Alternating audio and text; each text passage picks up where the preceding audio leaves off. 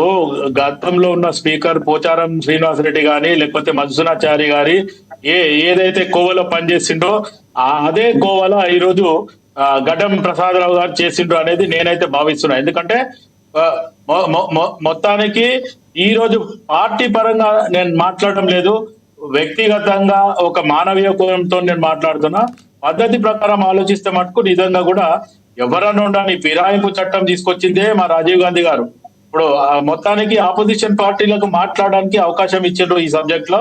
ఎట్టి పరిస్థితుల దానం నాగేందర్ మటుకు బహిరంగంగానే దొరికిండు కాబట్టి ఆయన మీద వేటు వేసేది ఉంటే అది ఎందుకు వేయలేదు అనేది అటు స్పీకర్ గారు, పార్టీ నిర్ణయం, హైకమాండ్ దాని మీద ఏం నిర్ణయం తీసుకుంటానే ముందు రోజులలో చూద్దాం. రైట్, నేను మళ్ళీ మాట్లాడతా సార్ మీతో. మనతోటి బీఆర్ఎస్ నేత విజయార్య గారు ఉన్నారు, ఆయనతో మాట్లాడదాం. విజయార్య గారు నమస్తే సార్.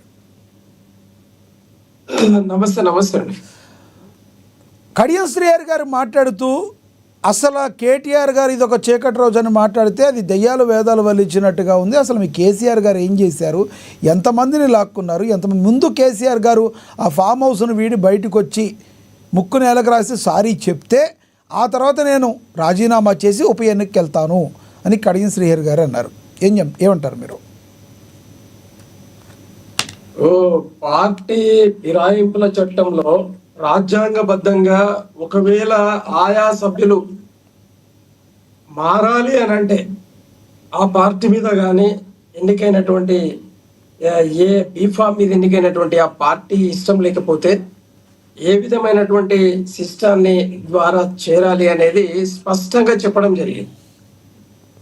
మెజారిటీ బై మైనారిటీ ఎమ్మెల్యేలు కానీ ఎంపీలు కానీ ఎల్పీగా మారొచ్చు, లెజిస్లేటివ్ పార్టీగా ఇంకొక పార్టీలో విలీనం చేయొచ్చు అనే ఒక క్లాజ్ ఉన్న సందర్భంలో ఆనాడు అంటే ఇప్పుడు ఈ ప్రస్తుతం ఉన్న ఈ 10 మంది ఎమ్మెల్యేలకు సంబంధించినంత వరకు గతంలో టిఆర్ఎస్ పార్టీలోకి మారినటువంటి తెలుగుదేశము మరియు కాంగ్రెస్ సభ్యులకు సంబంధించినటువంటి ఆ సందర్భానికి చాలా తేడా ఉంది.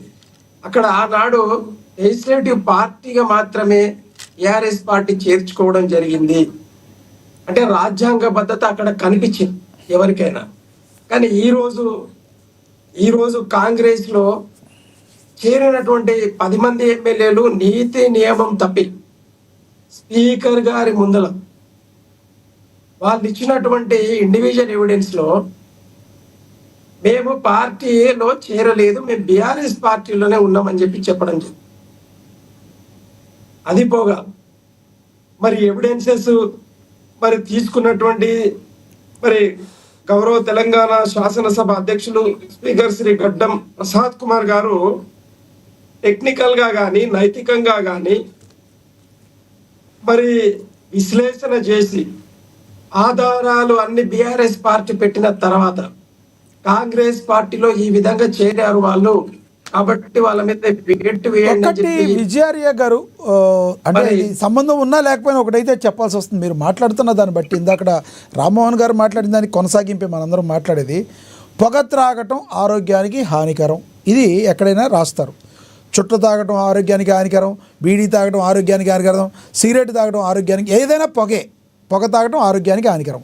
అదేవిధంగా గతంలో జరిగిందో ఎప్పుడు జరిగిందో తెలియదు, కానీ పార్టీ ఫిరాయింపులు అనేది 100% రాంగు, ఇందులో డౌటే లేదు. అయితే దీనిలో కడియం శ్రీహరి గారి వాదన ఏంటంటే అసలు కేసీఆర్ బయటకు వచ్చి ఫామ్ హౌస్ నుంచి బయటకు వచ్చి క్షమాపణ చెప్పాలి. ఎందుకు క్షమాపణ చెప్పలేదు, ఆయన ఎందుకు తీసుకున్నారు ఆ రోజున అని మాట్లాడుతున్నారు. ఏం చెప్తారు మీరు? అదే కదండి, కడియం శ్రీహరి గారు ఎవరన్నా కానీ ఇప్పుడు అధిష్టానమేనండి.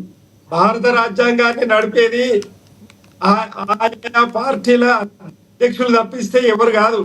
ఇది ఒకటి యాది పెట్టుకోవాల్సిన అవసరం ఉంది. అన్నప్పుడు ఆనాడు నీవు ఒక ఎమ్మెల్యేగా, ఎంపీగా, ఎమ్మెల్సీగా నీకు అవకాశం ఇచ్చి నిన్ను ఉప ముఖ్యమంత్రిగా చేసినటువంటి ఒక పార్టీ అధినేత గురించి నీకు అవకాశం ఇచ్చి నేను ఒక గొప్ప లీడర్ గా తయారు చేసినటువంటి అధినేత గురించి నువ్వు అట్లా మాట్లాడితే అది ఎంత దౌర్భాగ్యం అనేది ప్రజలు అర్థం కేసీఆర్ ని ఒక లీడర్ గా తయారు చేసింది ఏ పార్టీ అండి? తప్పండి. కేసీఆర్ గారిని అవకాశవాది కాదు సార్, కేసీఆర్ గారిని ఒక లీడర్ గా తయారు చేసింది ఏ పార్టీ? ఒక అవకాశవాదండి. క్లియర్ గా నీకు ఇష్టం లేకపోతే, నీకు దమ్ము ధైర్యం ఉంటే పార్టీకి రాజీనామా చేసి బయటికి పోతే మేము ఒప్పుకునే వాళ్ళమే. ఈరోజు పార్టీ బీఫామ్ మీద గెలిచి నీవు ఎట్లా పార్టీ మారుతావు, పార్టీ ఎట్లా సమర్థించుకుంటావు? సార్ ఆయన ఇంకొక 2 పాయింట్లు చెప్పారు సార్. కడియం శ్రీహరి గారు ఇంకో 2 పాయింట్లు చెప్పారు. అసెంబ్లీలో సాక్షాత్తు కేటీఆర్ గారు మాట్లాడుతూ మా బలం 38 అన్నారు. మా బలం 38 అంటే కడియం శ్రీహరితో కలిపినే చెప్పారు కదా, నెంబర్ 1. నెంబర్ 2, ఇప్పటికీ కూడా పార్టీకి నేను పేమెంట్ చేశా, ఏదో పార్టీ మెంబర్గా నేను పేమెంట్ చేశా. అంటే నేను పార్టీ ఫండ్గా, పార్టీలో ఉన్నట్టుగా ఎవరైతే ఉన్న ఎమ్మెల్యేలు ఎవరైతే ఉన్నారో పార్టీ ఫీజు అనేది ఉంటుంది కదా, అది కట్టే నేను. అంటే నన్ను పార్టీగా ఉంచారు. అసెంబ్లీలో కేటీఆర్ గారు మాట్లాడుతూ మేము 38 మంది అంటారు. ఏ రకంగా మీరే చెప్తారు, మీరే నేను మీ పక్కకి వెళ్ళారు అంటున్నారు కడియం శ్రీహరి గారు. ఇది కూడా లేవనెత్తింది. ఏమంటారు? రాజ్యాంగానికి సంబంధించినటువంటి ఒక లాజిక్ దాగి ఉంది. లాజిక్ దాగి చెప్తాదండి. అదేంటండి, ఖచ్చితంగా కేసీఆర్ గారు బలము 38 అనాల్సిందే. ఎందుకు అనంటే విప్పు అతిక్రమించినప్పుడు మారే వాళ్ళు పార్టీ మారినట్లు అవుతుంది. కాబట్టి ఆయన అనక తప్పదు. ఆయన పార్టీ నుంచి బయటికి పంపించేయాల్సింది కదా మీరు. ఎవరైనా కూడా ఆ మాట అనక తప్పదు. కానీ టెక్నికల్ గా బహిరంగ సమావేశంలో మీడియా మాధ్యమం ద్వారా నీవు కాంగ్రెస్ పార్టీ కండువలేసుకుంటువి. నీవు ఇప్పటి వరకు పార్టీ కార్యక్రమాలలో పాల్గొనకపోతే మీ 10 మంది, ఈ 9 మందిది ఒక లెక్క అయితే దానం నాగేంద్ర గారు మరొక లెక్క.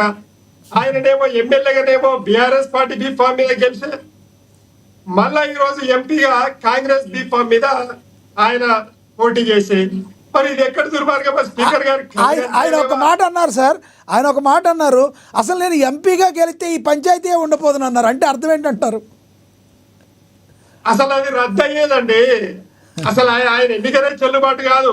ఓకే. అసలు యాక్చువల్లీ ఆయన బీఫామ్ అంటే మీకు ఇంకొకటి చెప్తా టెక్నికల్ గా, అంటే ఎలక్షన్ కమిషన్ కూడా నిద్రపోతా ఉన్నది. ఈ రోజు ఒక బీఫామ్ మీద గెలిచిన ఎమ్మెల్యే దానం నాగేందర్ గారు ఎంపీగా పోటీ చేస్తే గీస్తే బీఆర్ఎస్ పార్టీ బీఫామ్ మీద చేయాలి. కానీ కాంగ్రెస్ పార్టీ బీఫామ్ మీద వచ్చినప్పుడే ఆయన ఎన్నిక చెల్లదు అని ఎలక్షన్ కమిషన్ ఆఫ్ ఇండియా నిర్ధారణ చేయాల్సిన అవసరం ఉంది. ఇది అంటే ఈ భారత రాజ్యాంగంలో ఉన్న ఈ అంగాలు అసలు నిజంగా మరి వీళ్ళకు విద్య రాదా, రాజ్యాంగం తెలియదా, అమలు తెలియదా? అరే ఇప్పుడు కేసీఆర్ గారు ఏది చేసినా, మీకు రామ్మోహన్ గారి కంటే మనం ఎక్కువ చెప్పాల్సిన అవసరం లేదు.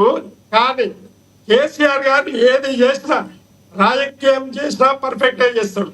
అందుగురించే లెజిస్లేటివ్ పార్టీగా ఆయన తీసుకున్నాడు. కానీ ఇండివిజువల్ గా ఎప్పుడు కూడా పార్టీ మార్పును కోరికలే, అది రాజ్యాంగ బద్ధం. కానీ ఈ 10 మందికి సంబంధించి ఈ రోజు భారతదేశంలో చర్చ జరుగుతా ఉంది, ప్రపంచంలో చర్చ జరుగుతా ఉంది. ఈ రోజు టెక్నికల్ గా గెలవచ్చు. ఎందుకు గెలిచిరు అని అంటే అక్కడ భారతీయ జనతా పార్టీ మోదీ గారు, ఇక్కడ ఉన్న రేవంత్ రెడ్డి గారు ఇద్దరు కొట్టారు. కాబట్టి ఈ రోజు సుప్రీంకోర్టు జడ్జిమెంట్